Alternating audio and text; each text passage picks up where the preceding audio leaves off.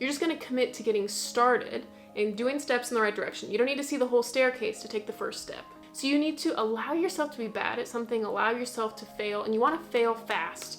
You learn every time you fail, you learn something. Now let's get into creating. Let's get into the creation phase. Get out your pen, get out your pencil, and I'm gonna build your side hustle with you, the system with you. So it's not just a goal that you want to do this thing, but you have an action plan, step by step, 3 steps. It's very easy to get going, and it's the exact process that I used with my YouTube channel. So in this video, I'm going to teach you how to build an exit ramp, a step-by-step process, the system that I used when I quit teaching to do YouTube full-time, and I just had a $25,000 month, so it's so exciting, and I have a relatively small YouTube channel. So the system works. Every time I use this system, I get results, and when I stop using the system, I stop getting results. So go ahead, grab out a pen and paper, take some notes. I think this is going to be really helpful for you. So before I get into the 3 steps about how to actually create this system together, I'm going to walk you through it step by step how to build this system. Before I get there, I want to start on step 0 and talk about the 3 key principles and mindset shifts and information that I consumed at the time and which ones really moved the needle and which ones have then stood the test of time. So the first principle has to do with motivation and how do we stay motivated over the long term, because a lot of times we stay motivated at the beginning, but as time goes on, we lose motivation. So how is it that some people continue to stay motivated and others don't? And I'll show you a few examples, but the principle is write it down and always keep it in mind. Now, there are so many different methods of ways that people do this, but when you have your mind, when you're looking toward the bigger vision, when you're in the middle of the slog, you know, it was interesting the first month, but a month has gone by and now it's not as interesting, you need something to motivate you to look at the bigger vision. So you need to write it down and always keep it in mind. So I've heard a few things. I've heard people, they meditate on their vision board every morning. I've heard of people, they make kind of a vision Pinterest board, and every morning they spend a couple minutes pinning things to that board. I've heard of people writing sticky notes and putting them all over their mirrors. I've heard of people writing down their goals every morning. They just have a list of their 10 big goals and they write those down repeatedly every morning.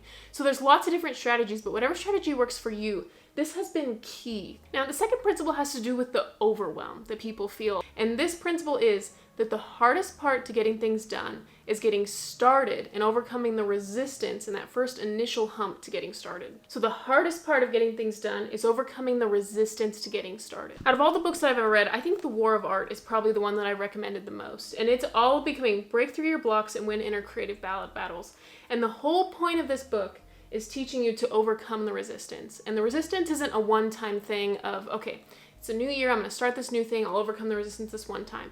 It's a daily battle of overcoming that resistance, because whenever you do something important, you feel like there's a lot on the line. And the third principle, which goes along with that idea of being overwhelmed by all of this information that's out there, is we are overeducated beyond the realm of our action. This is a Malcolm Gladwell quote, but we are overeducated well beyond the realm of our action. So a lot of people say that knowledge is power, but I really believe that it's the application of knowledge that's power and the acting on knowledge that's power.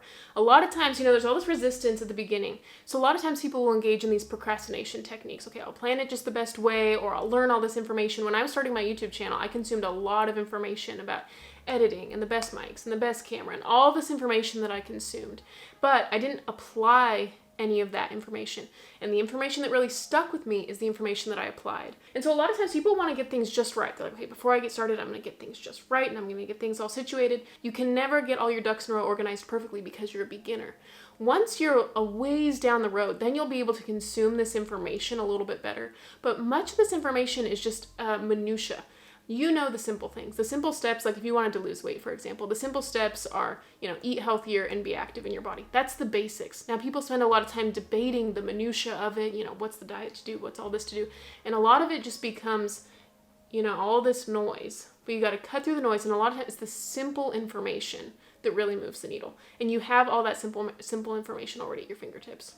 Okay, so now that I've talked about the principles of side hustles that you need to know, the mindset shifts that were really important to me, now let's get into creating. Let's get into the creation phase, get out your pen, get out your pencil, and I'm going to build your side hustle with you, the system with you. So it's not just a goal that you want to do this thing, but you have an action plan, step by step, 3 steps. It's very easy to get going, and it's the exact process that I used with my YouTube channel.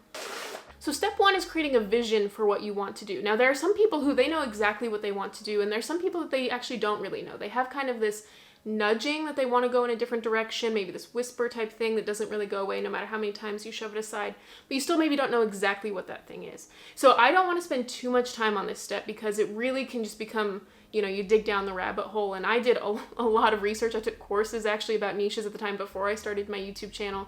And I can tell you that I'm not in the niche that I did all that work on at the time. But you have to learn by experimentation. You will experiment, you'll try different things, then you will learn what people like, and that will inform what you're good at, because sometimes you don't know actually what you're good at, but you want to get started in a certain direction. So I want to give you just a starting point, but I don't want to spend too much time here. The very first thing is talking about a niche. So a niche is basically what genre of content are you in? So for a YouTube channel, it's like, are you a personal development YouTuber? Are you a vlogger? Are you more in entertainment? So you're just kind of picking the genre that you're in. Now, a lot of people are multi-passionate, and so then they get kind of a roadblock, like, I just don't know what to do. Now, talking about a niche is not the topic that I recommend for beginners. Too much complexity, there's too many variables that you don't know, you haven't gotten enough feedback from viewers about what you're good at. So instead of thinking about the niche, you're gonna think about who you're making this content for.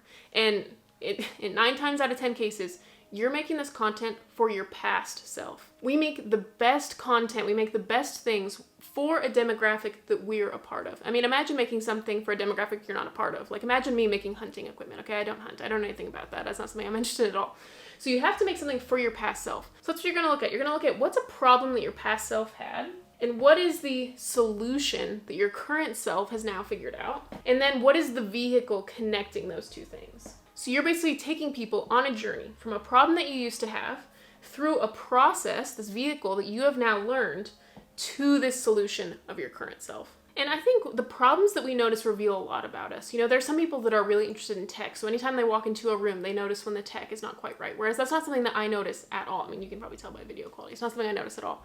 But there's different things that I notice. I notice when teaching points are not clear. And so feedback that I've gotten then over time from the channel is, wow, you explained things that it was kind of a lot of complexity and a lot of noise, then you made it more simple. So you're just kind of drilling down into that thing. Now, this is a starting point, but the biggest thing is you're going to experiment with this. So at the very beginning stage, you're just going to be kind of throwing spaghetti at the wall. You look at the beginning stages of my channel, you'll find perfume videos, makeup videos, money videos, time management videos, personality videos, and you'll see all these different things. At the beginning, what you're going to do is you're just going to experiment, and you're not going to require yourself to have it perfectly laid out right at the beginning. You're just going to commit to getting started and doing steps in the right direction. You don't need to see the whole staircase to take the first step. You know what the first step is, and you'll take the step after that, you'll take the step after that, and you'll learn knowledge through experience, not by endless rabbit holes of researching. So then, when do you want to get started? You need to get started now.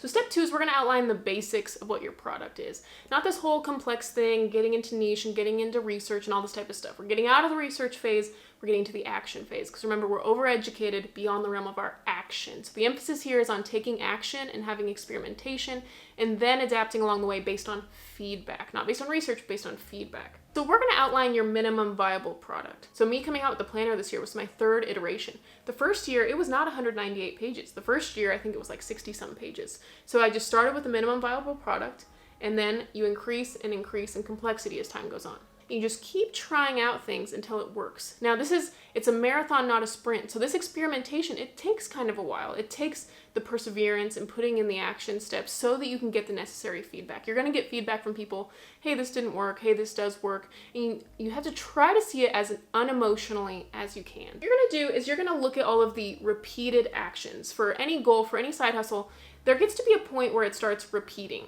So for example, when I make YouTube videos, I think of a topic, I outline the video, I set up the space, I film, I edit, I make the thumbnail, repeat. So that's my list of repeated actions. Now the vast majority of goals start repeating, and they start repeating usually on a small chunk of time, like on a weekly basis they might repeat, or on a bi-weekly basis. If you write a book, maybe you outline the chapter, you rough draft the chapter, you edit the chapter, repeat, start a new chapter. If you want to make an album, like a music album, you create the song, and then it repeats. So you write down all the steps that it will take to repeat. So I'll write down my steps for my repeated steps for the YouTube channel, for example. So we're just trying to make a minimum viable product. We're not trying to this is my YouTube process. I'm not trying to write out Mr. Beast's YouTube process where, you collaborate with all these people and you get the location, minimum viable product. We're not talking about where you want to be 10 years from now. But right now, what's the minimum steps you could take to get this thing done? Because you're just a beginner and you want to see yourself in that way. Don't put too high of expectations on yourself. Because a lot of times when you put expert expectations on a beginner, it just causes them to give up. So you need to allow yourself to be bad at something, allow yourself to fail, and you want to fail fast. You learn, every time you fail, you learn something. In teaching, we said the acronym for FAIL, F-A-I-L, was first attempt in learning. So you cannot learn something if you haven't failed. You have a stepping stone, you fail. Another stepping stone, you fail. Another stepping stone, you fail. Another stepping stone, success. But you cannot get to that end result, success, if you haven't allowed yourself to be bad at something at the beginning. So then what we're going to do is we're going to sort this by time in a routine that works for us, because time is reality. So if you detach your dreams from reality, your dreams are never going to get into reality. So you need to decide when you're going to do these things. Now, the deciding is the hardest part. This is where the rubber meets the road. And this is where people start like, I don't know if I want to do this, but you need to overcome this resistance, because I can guarantee you 10 years from now, this nudge that you have, it's not going to be going away. So at the time that I started my YouTube channel, I was teaching. So I was trying to figure out, okay, how can I put out YouTube videos while I'm still teaching and I've got this limited amount of time? So my schedule at the time was I would pick a topic and outline 2 videos at once. Then the next day I would film those 2 videos. So this is like Monday I was doing this, Tuesday I was doing this. It took me 2 days to edit those 2 videos. I would edit one day on Wednesday, one on Thursday. And then Friday I would do the uploading and scheduling both of those.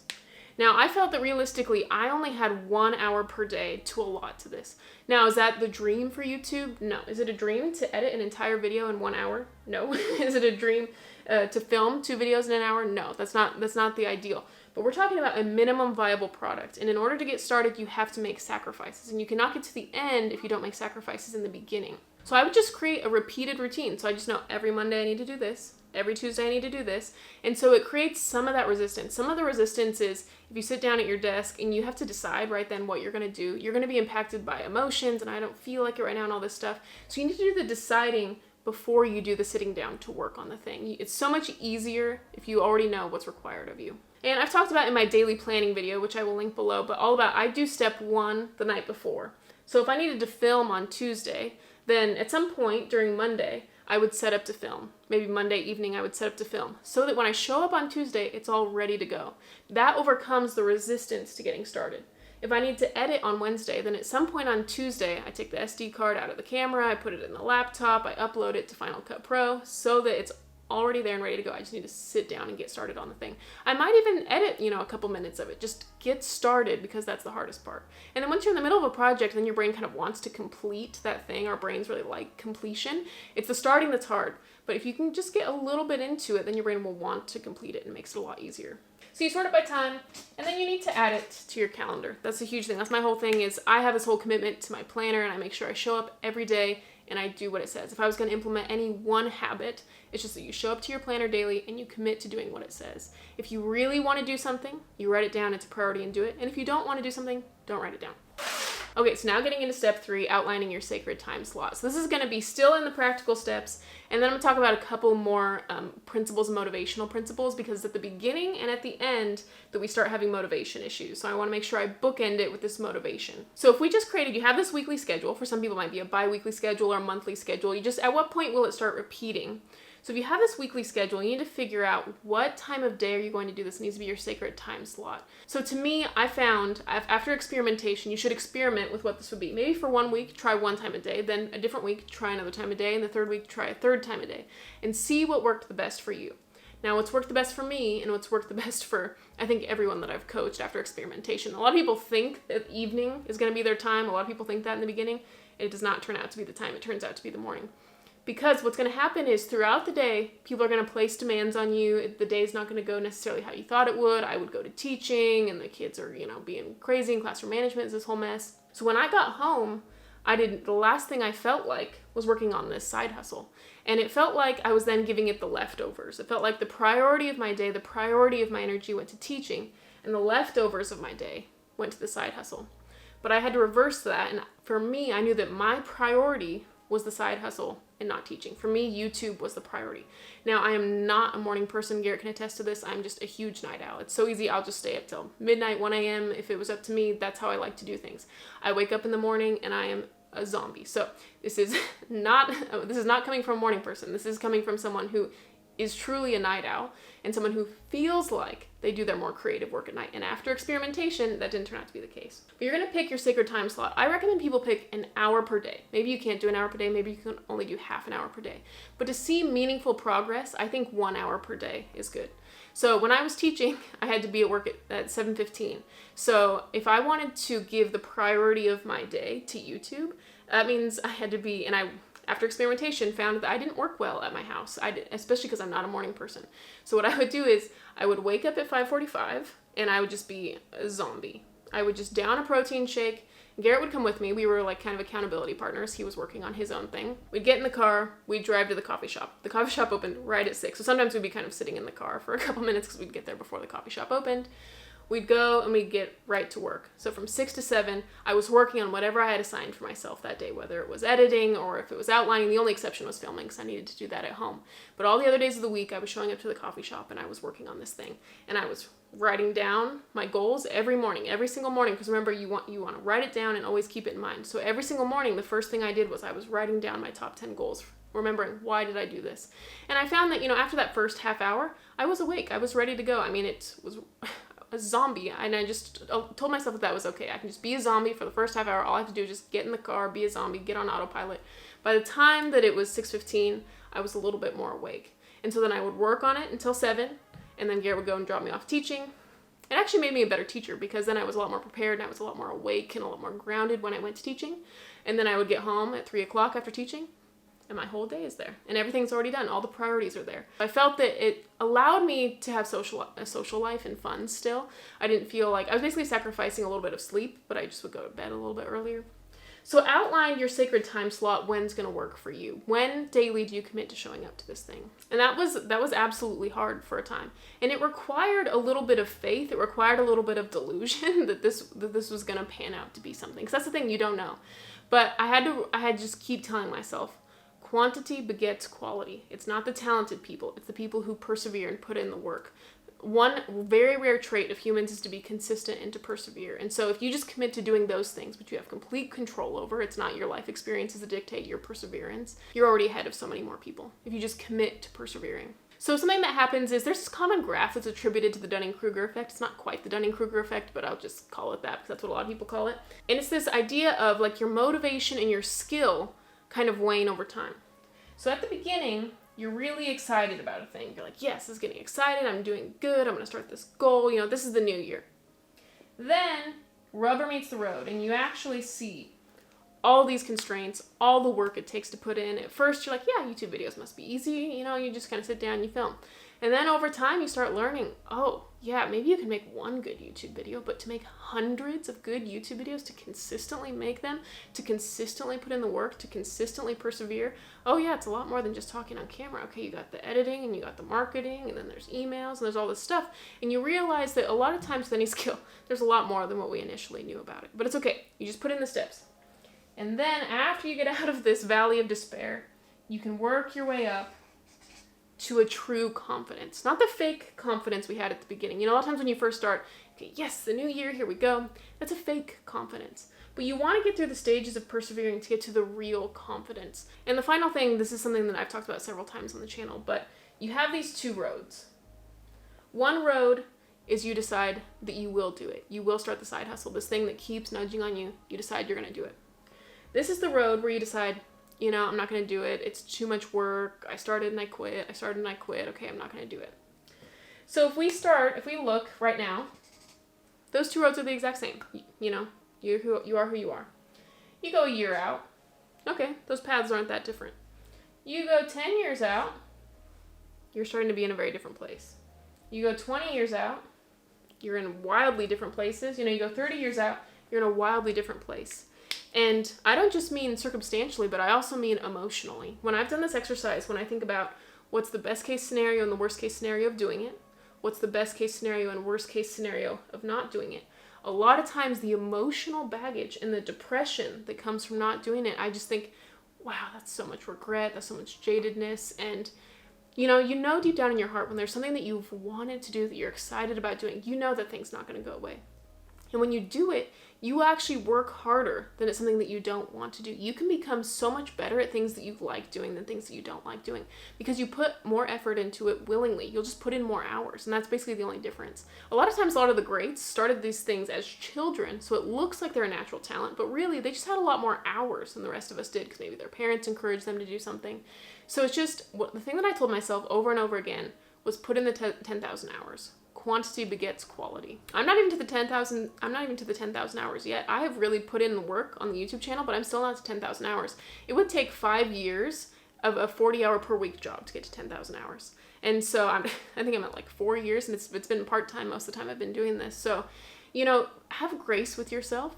Don't give up until you get to that 10,000 hours. I know that that's hard. It's difficult to look at work that you've done and just see everything bad about it. And then in the comments, everyone's just saying all that stuff that you were already thinking about how bad it was. That's hard. And you'll find that the respect that others have for you will increase over time as well. You'll go through a time where there will be people saying, why are you doing that? People said to me, why do you have a YouTube channel? It doesn't make sense. You've got teaching. It's a stable job. Why are you doing this? I just this month made more money this month than I made in a full year of teaching. So the thing that I've learned, don't take advice from people that you don't want to be where they are. Their choices and their advice has led them to their destination, which they like, for whatever reason. But if you don't like their destination, don't follow the advice that got them to that point. Look at people, if you want to do something different, follow advice from those people. Follow advice from people who had faith, who had hope, that said that it could work. The people who did the thing, that are not living with regret, that are putting in the hard work. Listen to those people and see what they say about how to do something. And when I did the route of what's the worst that could happen to me doing it, it's like, well, I'll just go back to teaching. So worst case scenario, I'll just go back to what I'm already doing. It's not really that scary. You just outline what's the worst that could happen. Outline what's the worst could happen and what's the solution to all those things. Okay, the solution is I'll just go back to teaching. But the worst case scenario of not doing it has much worse consequences. This is editing Alexis here. I forgot that I wanted to share this quote, and it's been such an impactful quote. Every time I read it, it's been so impactful. It's a quote from Theodore Roosevelt about the man in the arena. It is not the critic who counts, not the man who points out how the strong man stumbles, or where the doer of deeds could have done them better. The credit belongs to the man who is actually in the arena, whose face is marred by dust and sweat and blood, who strives valiantly, who errs, who comes short again and again, who spends himself in a worthy cause, who at the best knows in the end the triumph of high achievement, and who at the worst, if he fails, at least fails while daring greatly, so that his place shall never be with those cold and timid souls who neither know victory nor defeat. And this quote just always reminds me that you're becoming someone who's brave and who's taking action, that at the worst, you dared greatly. That's the worst case scenario is you fail, and you will fail. We take steps and we fail, but you developed bravery along the way. You developed the character traits. And so do it for the person you're becoming. If not the result at the end, do it to be the type of person who does what they'll say they'll do, the type of person who's brave, the type of person who takes action, so that you don't have to be left in that fearful position where you're the person in the stands criticizing others and getting lost in the minutiae and debates of information, but you're out there using the information, applying the information, to be someone that people can look up to. People don't look up to the critic in the arena, but they look up to the person who is at least daring and who's in the arena trying. So I'm curious, I have some ideas about what some side hustles are that you guys have, but I would actually really like to know so that I can orient content in a certain way. If I give examples, I want them to be relevant to you guys. So are you starting a YouTube channel? Are you writing a book? Are you making an album? What is the side hustle that you're doing? Because I would like to be able, if there's one side hustle that lots of people are doing, I would like to be able to use it in examples in different videos. So yeah, thank you so much for watching. I'll see you guys in the next one.